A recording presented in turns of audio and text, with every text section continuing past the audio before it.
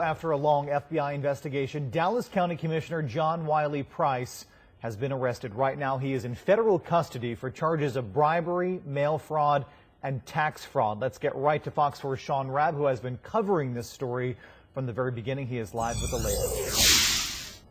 Yes, Steve, after more than 3 years of this public corruption investigation, Commissioner Price arrested this morning in the 5900 block of Harry Hines. He, along with 3 co-conspirators, face a 13-count indictment that alleges, first of all, bribery by a local government official receiving federal funds, and then conspiracy to commit fraud to hide the financial benefit that the government says he gained from this, what the government calls unjust plan, and hid that money from the IRS and from others here in the county.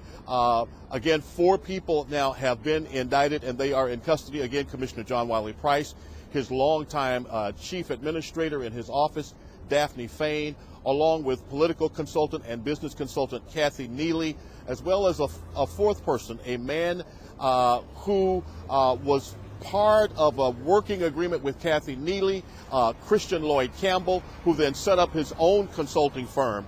Here's what U.S. Attorney Sarah Saldana, who led the news conference today, had to say about these indictments.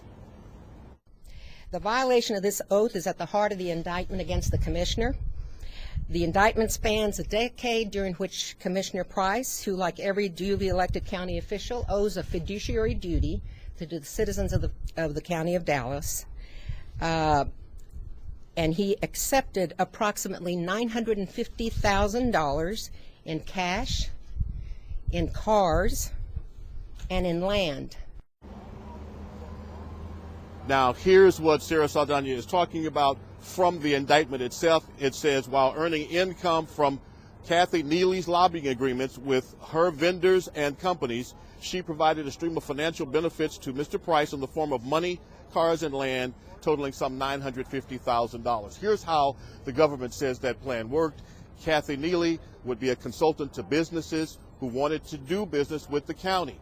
She would then go to Commissioner Price. He would vote favorably for the businesses she represented. In some cases, the government alleges Mr. Price would provide inside information to Neely even before other commissioners knew, or other companies who would be bidding for a contract, so that the companies Neely represented would then have an inside advantage. She would then pay him in money, in cars, specifically a 2002 and 2007 Avalanche, and 4 properties that the government says she bought in her name for the commissioner. Now, Daphne Fain's role, not as complicated in terms of the alleged public corruption, but the government does say that she opened some 10 different bank accounts, 10 different banks, to hide money from the government that was made from the ill-gotten gains, as well as monies made through MMS, that company that Fain ran on the side, all of that in an attempt to hide that money from the government. There you have the tax evasion.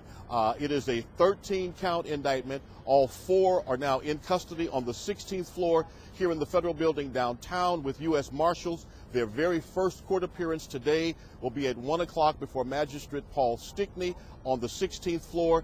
This case has been assigned to Barbara Lynn. She is the same federal judge who presided over the Don Hill public corruption case, and so she will hear this case when it goes to court.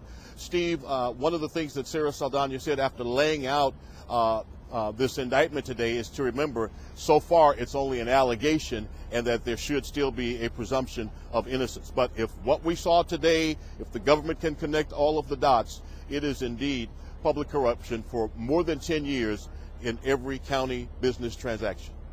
Sean, you mentioned that the Fed spent about 3 years going over documents in this case. How unusual is that in terms of the scope of what's going on here? Let me tell you, I go back to covering public corruption investigations in Dallas to the mid to late 90s, when then City Council member Paul Fielding was the first of several to go down under public corruption. This has been the absolute longest investigation of any official in the city of Dallas. The Don Hill et al. Investigation was about 2 years from the time we saw the warrant served to indictments. This was 3 years plus.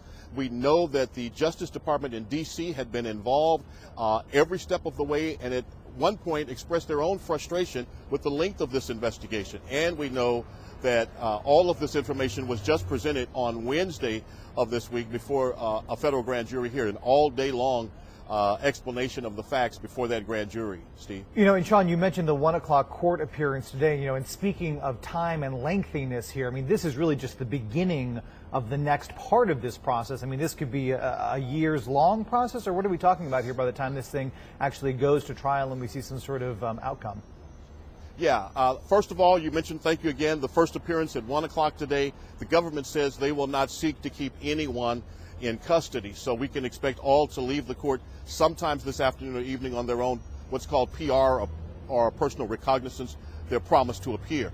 But again, there will be many pre-trial motions that will be filed. There will be many appeals that may be filed. Certainly there'll be pre-trial motions on both sides, discovery by the defense. It could easily be 6 months to a year before a trial actually begins. All right, Sean Rabb, you have been there from day one, live in Dallas for us. Thank you.